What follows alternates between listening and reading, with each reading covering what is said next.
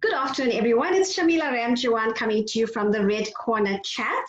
This afternoon, I get to speak to the dynamic Ferzaana Sibda, who is an accountant, the owner of Sibda Business Solutions, the owner of Zana Tea, and also the owner of Zana Safety Essentials.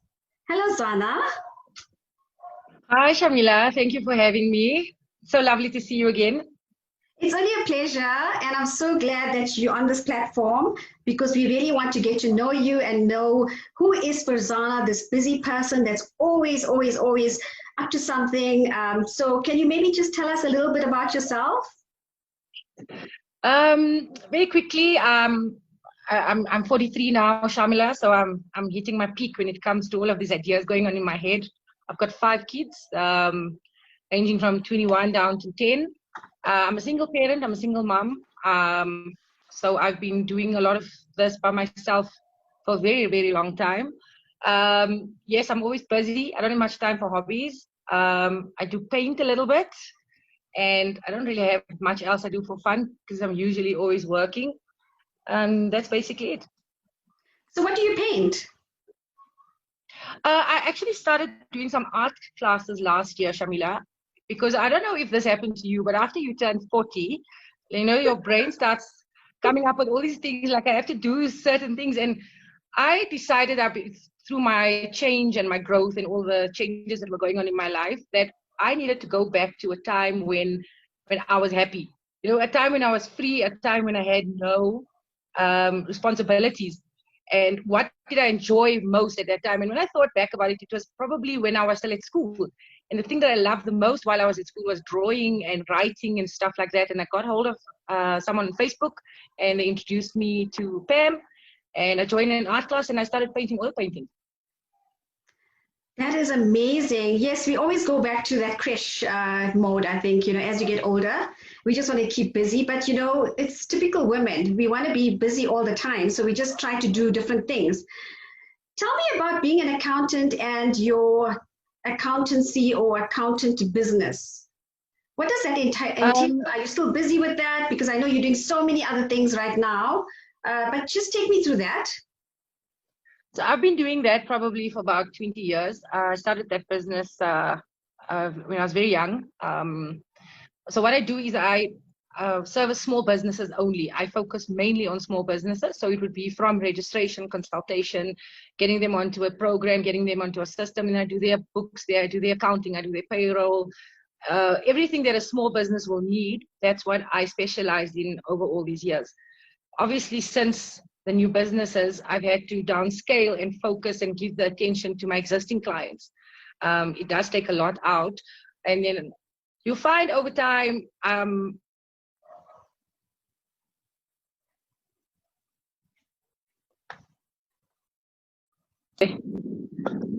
so obviously, because my focus is on small businesses with other businesses, my time has to get split, and I've got to focus my attention on what's important. So I've had to downscale my accounting practice to give my existing clients, their attention and the responsibility I have to them, because I can't exactly say to them, listen, I can't do your work anymore. But also I do need that income while the other businesses are growing. So overall, it's been my baby. It's my eldest child. I'm very proud of it. We've done a lot of good work over the years, and hopefully we'll carry on as time goes by, and we'll see what happens. Awesome. So we're talking about other businesses, and I know you've got your finger in so many different pies at the moment. Take me through Zana Tea. I've tasted your tea. You sponsored my Mrs. Johannesburg journey. Amazing, out of this world teas that you have, quite a selection. Do you maybe want to take me through the birth of Zana Tea? So Zana Tea, it just, I'm not going to lie to you, it wasn't something that I actually planned. I went on holiday to Sri Lanka. In fact, I'm drinking one of the teas that got me into the tea business. I'm drinking a hibiscus tea today. And to match, you see it's red. Oh, so what happened was, So what happened was, I brought all this tea home, about 20 kilos of tea for my friends and my family. And along the way, I think it was towards the end of the year, my daughter was busy with matric exams, and we ran out of the tea. And I said to her, you know what, if we love this tea, someone out there is going to like it. Let's start selling this. And I emailed my suppliers, I got hold of them, I told them about this specific brand, the Revna teas, and they were like, how do you even know about it? And I said, I was in Sri Lanka. And they introduced me to other brands. I went to Sri Lanka, we got on fantastically. And from there, Zana Tea started. And I really intended for it to be a small home business. I did not realize that the world of tea is so big, Shamila, that people love different flavors and they love herbal teas and flowery teas and fruity teas and spicy teas. I had no idea about flavors. I had no idea about spices. But like, you get people asking me now, did you study for this? I didn't know that hibiscus tea was good for your health and great for your skin and great if you have stomach cramps, drink hibiscus tea, the cramps go away, right? But those are the things that I had to learn along the way. So Zana Tea has been a learning curve for me. It's been a learning experience. I had to take all the knowledge that I gathered over the years from my consulting to my accounting clients and put that into practice and build a new brand, completely new brand. And I had no idea what was coming, Shamila. I'm busy every single weekend. Prior to lockdown, you'd never see me. And you and I tried to meet so many times, and our calendars just wouldn't, we just wouldn't match. It's just because there's such a great demand out there for a good, proper beverage, a Ceylon tea. And I'm pretty sure when I say this, after water, tea is the most consumed beverage in the world, right? And when you speak to people and you ask people, why do you love tea, or the different reasons they drink tea, and all of that information I've managed to put together, and it's helped me grow the business, and it's helped with the success of Zana Tea. And it's given me so much excitement, and you can see, like, I love what I do. And the best part is I get to meet people with the marketing. I get to travel. I get to give them this brilliant pure Ceylon teas, which is great for their health. It's not just I'm selling you a product. I'm selling you a lifestyle. So for me, that's exciting. It's very, very exciting. So I just want to find out, you started the tea business from scratch. Mm-hmm. What sort of challenges did you experience? Do you want the long list or the short list? No, we just go the short biggest for challenge. now. Your biggest challenge with any new business is getting the funding right. I had no investors with this business. I did everything on my own. I used my income from my accounting business and put it into this business. I obviously had a few friends that I would say, listen, I need to go to Dubai. I need 10 grand. I need to fly this weekend, and they would help me out with that, that kind of thing. Or I have a shipment coming in. I'm short of so much. Please help me sort it out. That, those are your biggest challenges. The other major challenges, I think, is to find your target market. And because with tea is the market is so big. And what I found was, and I had to explain this to my suppliers in Sri Lanka because they obviously didn't understand, is because South Africa has so many different cultural backgrounds, right? Every different culture in South Africa will have a different taste bud. So their palate's different. So, for example, us Indians, we love our chai. So, we love the spicy cardamom, ginger, masala type teas. And then I took that tea to a Portuguese restaurant, and the guy tasted it, and he said to me, what nonsense is this? What are you giving me? And he spat it out. He says, I can't drink this. But then they would drink an Earl Grey or an English breakfast, something more subtle on the tongue, right?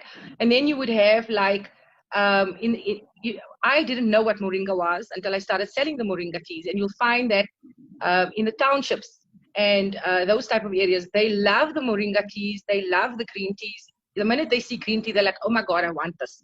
All right. But then I had to obviously explain to them what the difference between a pure Ceylon tea is compared to all my competitors. And once you get the taste of a pure Ceylon tea and the aroma of the pure Ceylon tea, it's very addictive.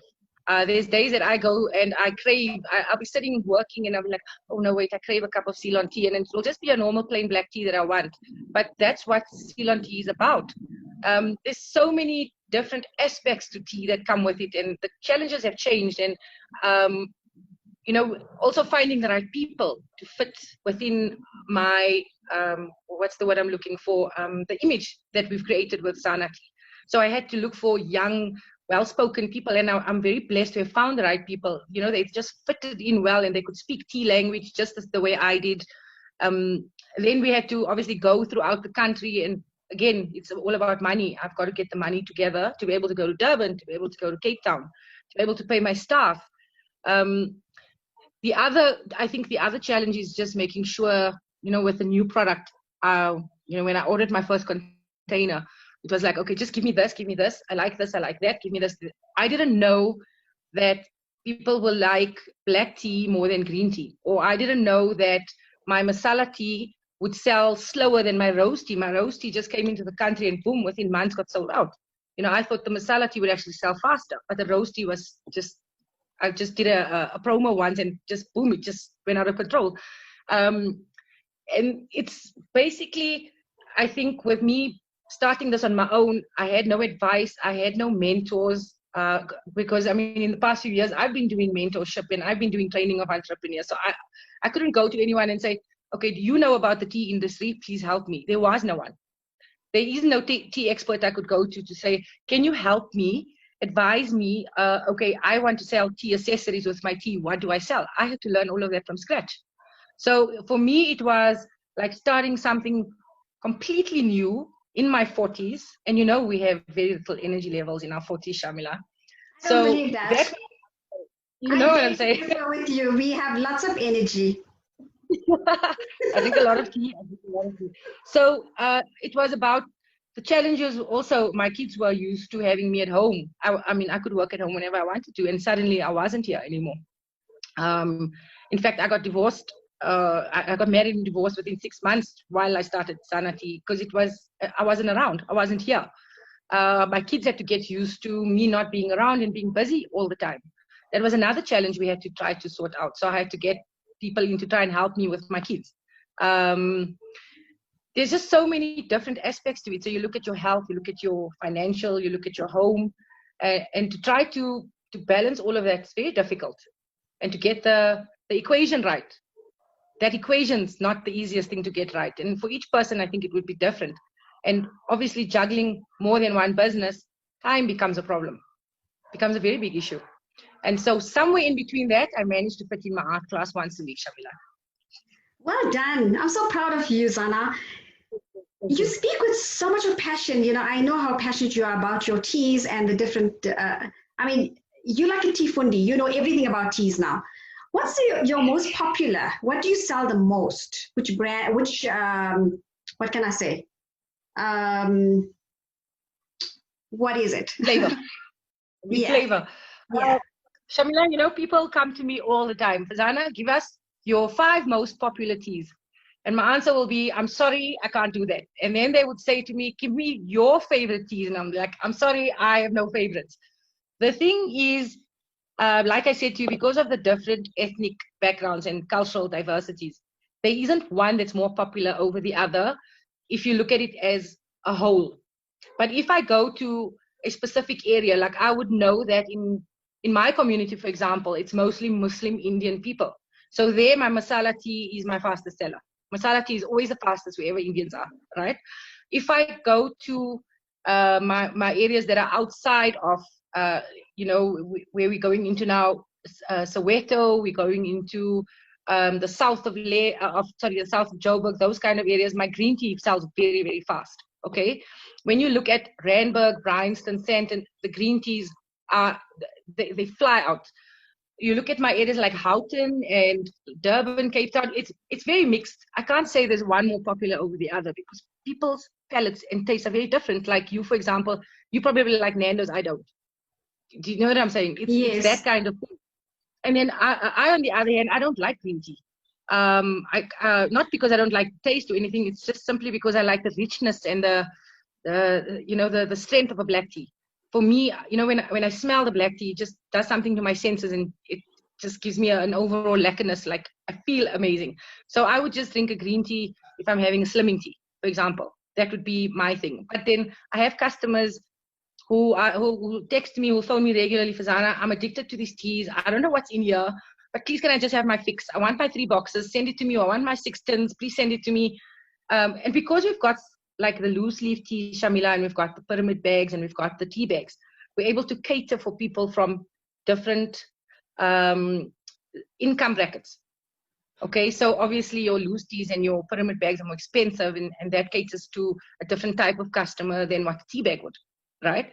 So we've managed to kind of cover our bases where it comes to, okay, I can only afford a 50 Rand tea, and somebody else would say, okay, I'm happy to spend 180 Rand on a tin of tea because of the quality, you know? So there is no one more popular over the other.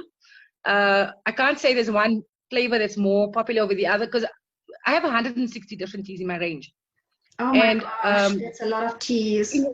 there's a lot of teas. My house is full of tea. My office is full of teas. My garage is full of teas. I've got tea everywhere. And like, you know, when people approached me and said, we want to invest in your business, and they looked at my profile and they said, no, you have to cut this down. And I said to them, I would like to. Give me a few months and let me decide from my 12 green teas, which are the most popular. Shamila, I get sold out with green teas within weeks of getting them into the country. And I have all these 12 flavors and they sell equally well. Like I would say the older people go for the blended taste. They won't really go for fruity and stuff. They go for more like potent, stronger flavors. The younger people, however, are more adventurous with their taste buds. You know, I'll say to them, try 1001 Nights, and they'll be like, ooh, it sounds so glamorous. Let me try that. And they would have it. And then like we would just have people over at home and just to test, you know, guys, what would you like? What's better for you? And they'll be like, okay, let's just have a chai because it's something we know. But when I take out a new flavor, for example, I would brew, like how I brew my chai bomb, you see in my videos. I make a Turkish delight tea like that. I've taken my expensive Turkish delight tea and I brewed it the exact same way. And my guests were like, wow, this is something else. We've never had anything like this. So no, Shamila, there's no one popular. There's no favorite. Now, I've tasted a few of your teas and I love them. Every one of them's got a different taste. You acquire taste, and I loved every one of your teas. I think maybe it's the way you make it as well. But different ages, different flavors, different people, different teas. So you have tea for everyone. Just the impact of COVID on your business, Zana. Can you maybe elaborate on how it's affected your business? You know, when lockdown first started, initially I thought, okay, I'm a single parent. I'm the sole breadwinner in my home. Oh my God, my life's going to come to an end. Like, how am I going to pay my bills here, right? So we immediately got our certification done because beverages and food were allowed. We got the permits done and got on board with the courier guy, and we put up some on social media and on our website that we will be delivering. In fact, I sold more tea during lockdown on average than I do in a normal month. I did very well. Well done. I had my normal prices.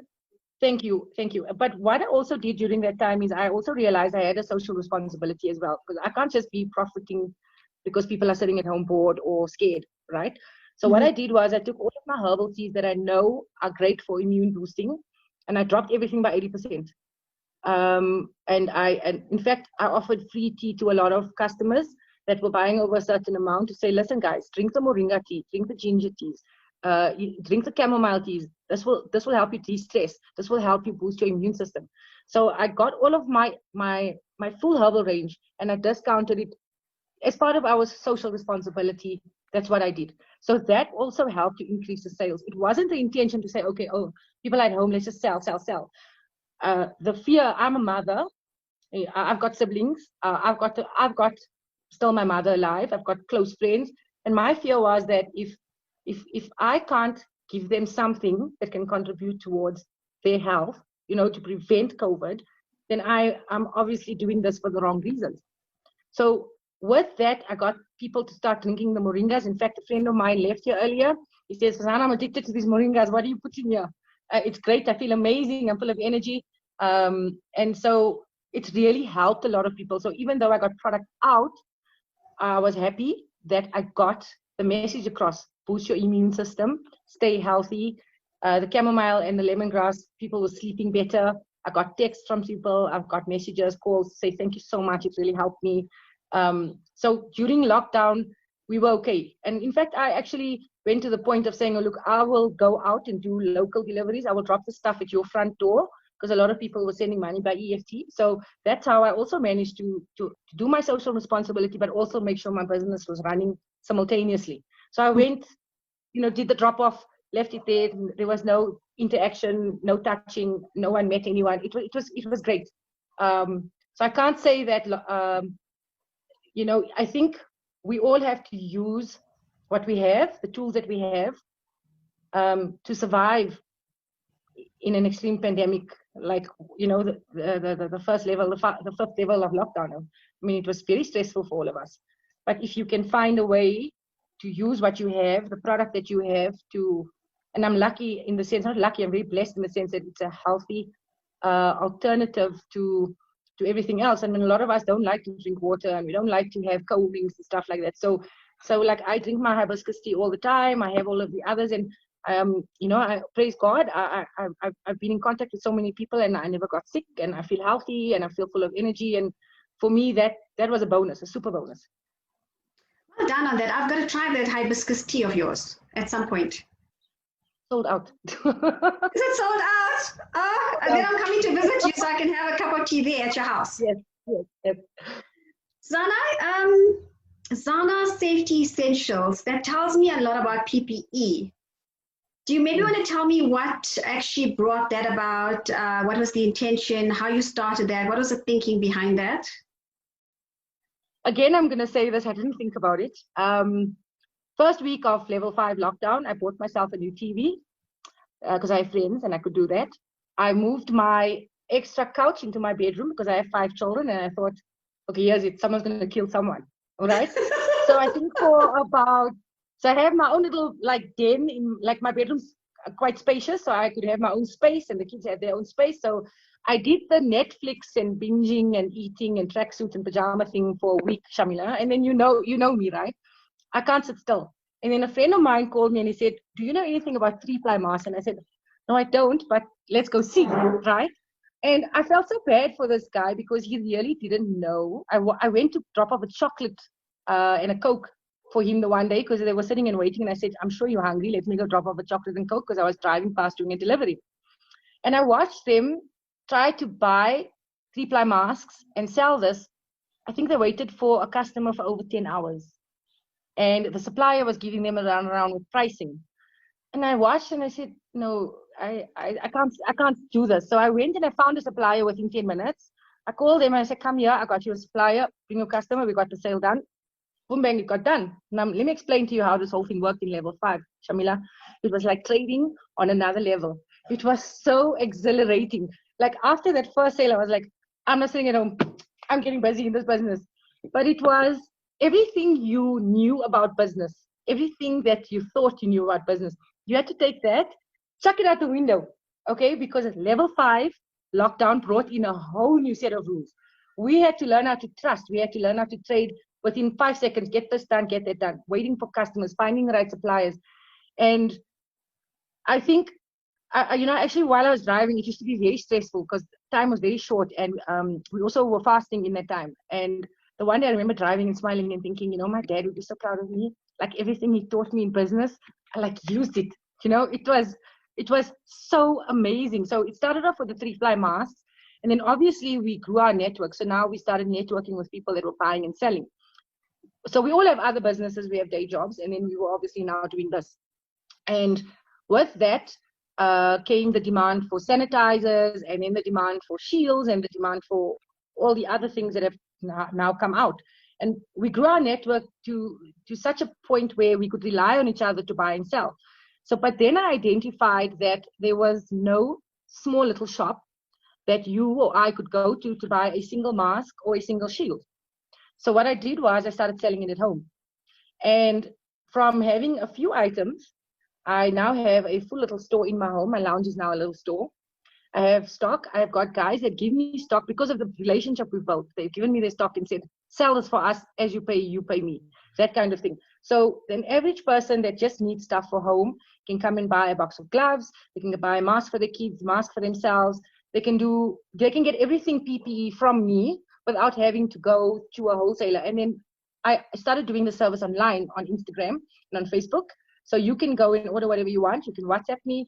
I send your whole order out to you by courier, so you don't actually have to leave your house if you really, if you're far away, or also if you really don't want to come out. And then in between that time, my brothers have, they specialize in sportswear. So they also looked at it and said, okay, how else can we do something? They designed a brand, fabric masks so basically it's a designer fabric mask. So we've grown that business now where I've become one of their main customers distributing those masks out throughout South Africa. So I supply stores as well now. So it just grew. Yeah. So it's just, it's just, you saw an opportunity. I didn't think about it. I didn't say, okay, here's it. I'm starting a new business. Shamila, it basically just fell on my lap. It was about networking. It's about using your everything that you know about business. You had to use that. You also had to be a good person during this time. You had to be honest. And without that, you would fail hopelessly in that climate, in that level 5 climate. So from there, so now I've got my regular customers that I supply. I've got wholesale that I do. I've got everything from sanitizer right up to the whole coverall and the goggles and the fogging machines. And you need to come visit me. I've got everything. I am going to visit you because I'm going to bring some of my thermometers, because I've got 900 thermometers, because I'm also an importer. And I've got thermometers that I'm selling with, original from Itaida. So I'm going to bring some of them for you to sell for me. No problem. We still sell them. We don't sell them in hundreds anymore. We sell 1 or 2 maybe a week. That's fine. Yeah. But you're very welcome to do it. Yes, of course. Perfect. So I'm going to say that you're a disruptor. You've seen the opportunities, you grab them, and you're just moving with them, which is amazing. Well done, Zana. And I think, that is the advice for everyone out there. If there are opportunities that you can latch onto, just grab it. Believe in the power of now. If you don't take it, someone else is going to grab that opportunity. 100%, 100%. Yeah, you've also got to remember that as a woman, God's given us certain gifts that men don't have. Okay, and when you are working lots of gifts that men don't have. Lots, like so many, right? And one of them is a smile. You always have to remember to use a smile. But because we're able to multitask and we're able to take care of our families and do all of these other things, and not fall back in the time when when we need to be there, we are there. When we need to rise, we will rise. I don't think I've ever met a woman who's basically said, okay, now I'm giving up. With every opportunity comes new opportunities. Yes. Opens up new roads, opens up so many different things. I've got people now calling me and saying, listen, we've got this new product. Can you please sell it for us? Because I don't know. I actually don't know what's going on. But I think from what I've gathered is people believe that I can sell just about anything. It's not something I did. It's not something I did intentionally. But it's because of the trust that I have with my customers. It's the trust I have with my suppliers, right? And I won't sell something that I won't believe in myself. A lot of the guys had excess stock and said to me, listen, we're sending you this. We can't sell it. Can you please see what you can do with it?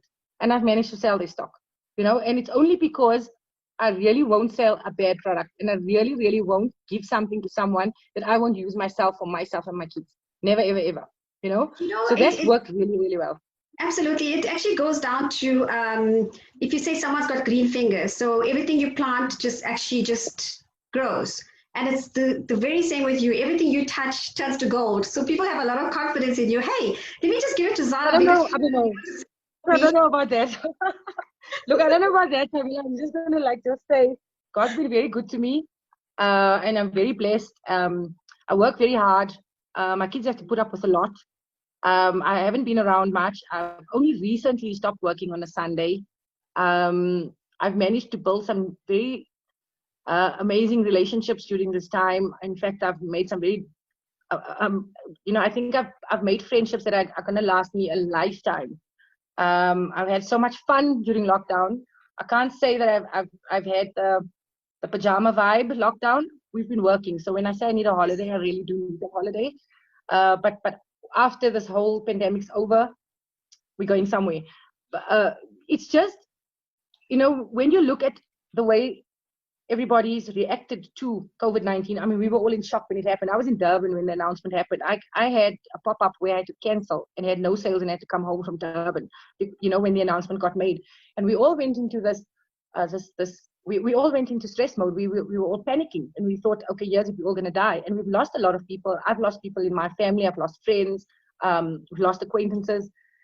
At the end of the day, what I've learned from this pandemic is that we are here, Shamila. We are here. We are alive. And we've got, no matter what goes on around us, always try to find the silver lining in it.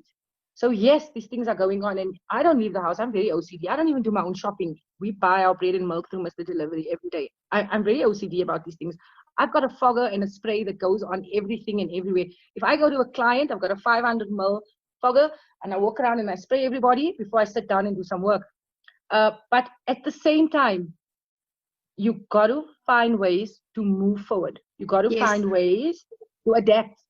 You know, we had our first tea pop-up on Saturday, the chai bomb, and we were very excited and also very nervous because it's very different for us. And I had to, you know, I was praying so much that none of us should get sick while we're there, because it would be my responsibility, or none of my customers should get sick.